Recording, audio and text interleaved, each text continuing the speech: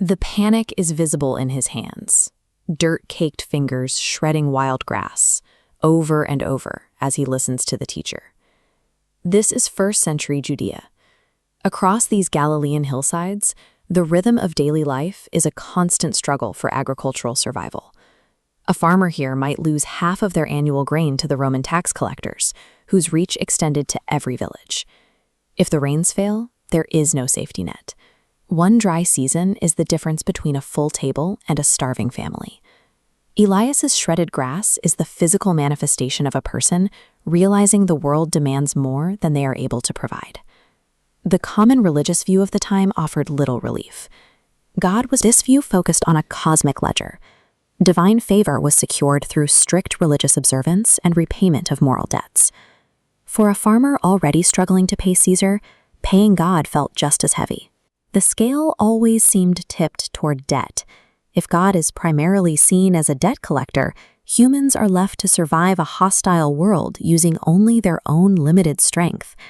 Elias's anxiety is the logical result of a worldview where he is completely alone, financially and spiritually overdrawn, and under constant, harsh surveillance. When Jesus addresses this crowd, he doesn't discuss tax reform or irrigation. He tells them to look at the ground. He points to the wild lilies. They don't spin wool or weave cloth. They carry none of the labor required to dress a human being. Yet even King Solomon, in all the gold jewelry and silk he worked to acquire, lacked the effortless color of this temporary weed. Then he points to the crows. They don't plant crops or build storehouses to keep themselves safe through the winter months. Despite having no economic plan and performing no agricultural labor, these birds and flowers are continually sustained. If the most temporary parts of the landscape are cared for without effort, Jesus argues that human worry is a miscalculation of one's own standing. Jesus introduces a name for the Creator that shifts the entire relationship, Abba. It is a title of intimacy that bypasses the formal distance of a king.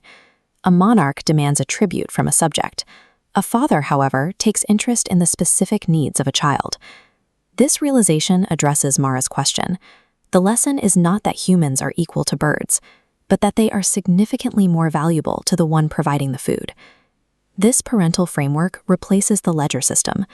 It changes the perception of the universe from a transactional empire into a home where the inhabitants are already known.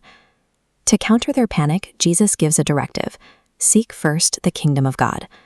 This kingdom is the daily practice of aligning one's actions with mercy, love, and truth. This command redirects the human mind toward immediate agency, pulling attention away from uncontrollable future variables and back to the present.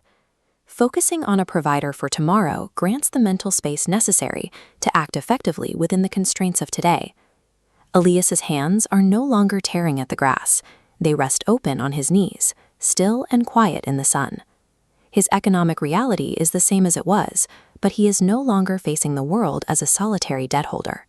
When he passes the lily to his child, he is demonstrating a transition from a life of frantic self-sufficiency to one of trust.